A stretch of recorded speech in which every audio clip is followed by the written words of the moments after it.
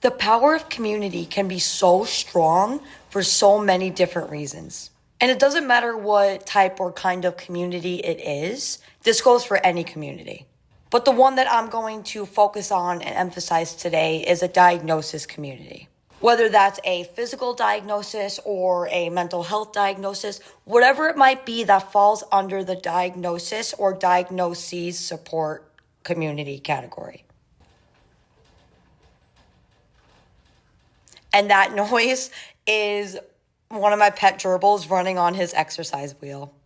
There are so many benefits to our overall physical health, mental health, and emotional health and spiritual health when we are involved in a diagnosis community with so many other people who are going through either the same or similar experiences. With one of those reasons being, and this is a very prominent one of the top reasons, being that you realize that you are not alone in what you are going through.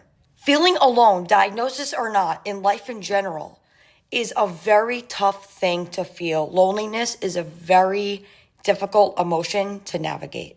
And in pertaining to a diagnosis or diagnoses oftentimes comes with struggles and comes with obstacles, and feeling like as if you are the only person on earth who is going through those types of adverse experiences and events, that can make your situation potentially even worse. And I say can potentially make your situation seem worse because feeling like there's nobody that you can talk to about it, feeling like there's nobody who could support you through it, feeling like there's nobody or nothing that can help you get through the obstacles can be a very secluding feeling and can make you feel like you're crying out for help and there's no one and nothing there. It can make you feel like you have the weight of the world on your shoulders and you have to go through all this alone. But I am telling you right now, that is not the case. Now more than ever, it is much more accessible to find these community groups, these support groups.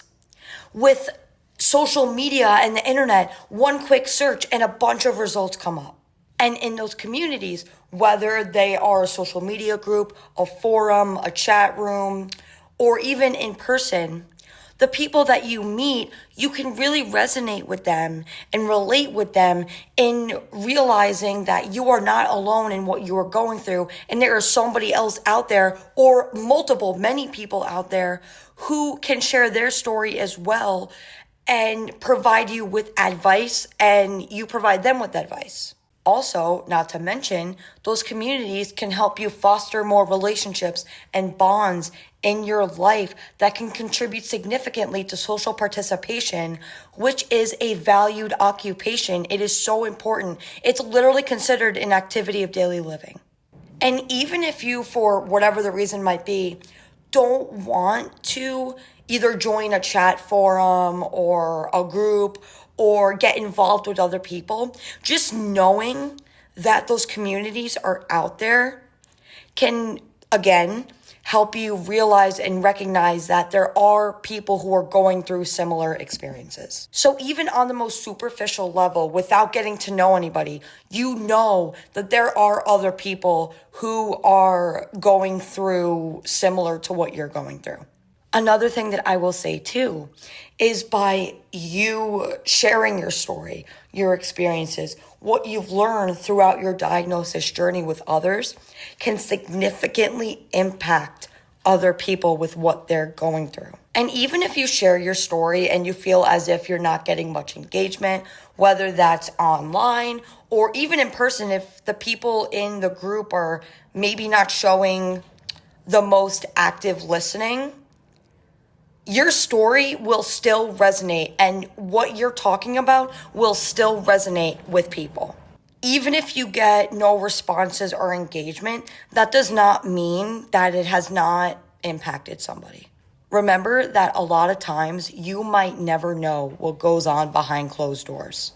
By you talking about your journey with others, there could be people or even just one person who goes home and really thinks about what you said, and it makes their day even better. Results are not always seeing it with your own eyes. And another one of the many perks of communities is advocacy. If you and the other people in your community feel as if something needs to change, something needs to be added, something needs to be subtracted, not only will that advocacy and that word get out to your community, but it'll also expand out. And the more people that are promoting that advocacy mission, the more of a chance that awareness will spread like wildfire to the point where a desired change has a better chance of being made. So I hope that what I talked about today helped gain greater insight into the power of community and why involvement can be so important for not just your overall well-being, but a lot of other people's well-being as well. Thank you for tuning into this video and stay tuned for my next one.